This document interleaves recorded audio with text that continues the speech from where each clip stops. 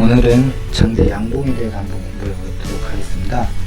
장대 양봉은 시초가 대비 종가를 강하게 끌어올린 모습으로 매우 강한 매수세가 유입된 것을 나타냅니다.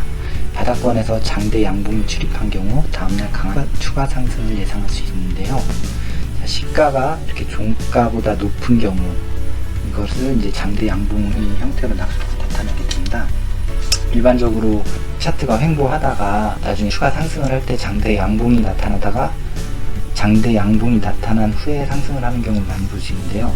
예를 들면 업비트 주봉입니다. 근데 4월 2일 횡보하던 비트코인이 계속해서 이제 장기간 횡보하다가 여기 4월 2일자에 보면 장대 양봉이 나타난 후 이렇게 상승하기 시작한 것을 볼 수 있죠.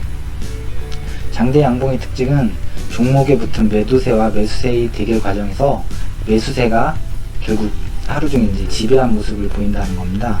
그 자본력 있는 세력만이 장대 양봉을 만들어낼 수도 있거든요.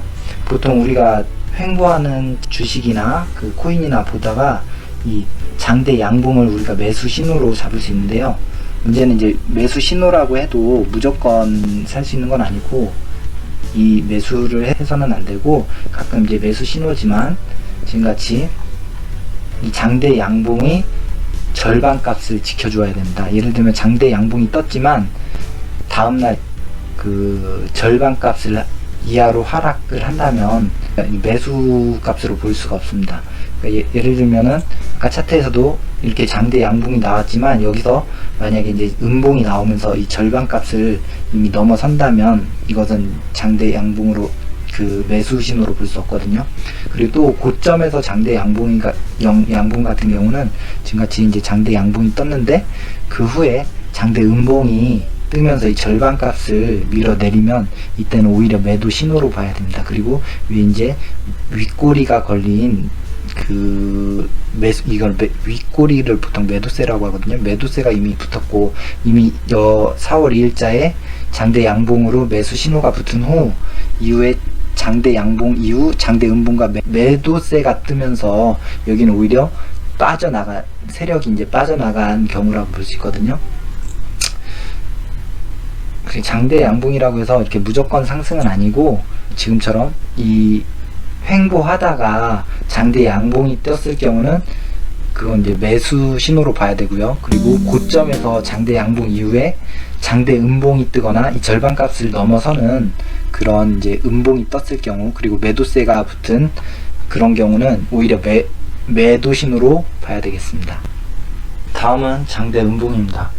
장대 음봉은 시초가는 최고가 그리고 종가는 최저가인 경우에 매도세가 매우 강하고 고가권에서 출현하는 경우 강한 매도 신호로 해석합니다.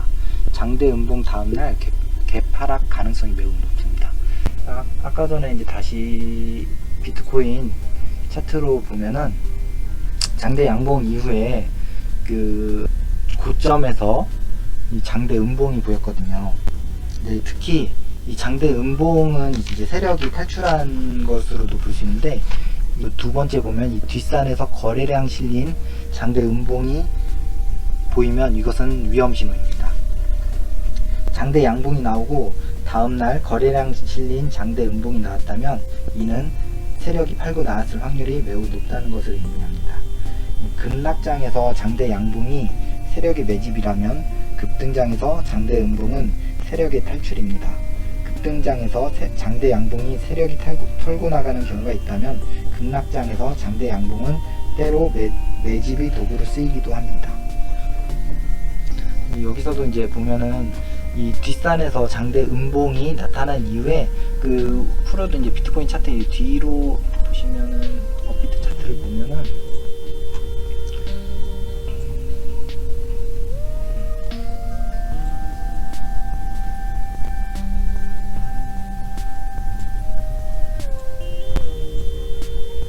이렇게 고점에서 두 번째 봉우리에서 이렇게 장대 음봉이 뜬 이후에서 계속해서 이제 하락이 나오거든요. 조금씩 계속 저점을 여기 특히 이게 주봉이 일봉이군요. 일봉이니까 여기서 한 보름 이상 계속해서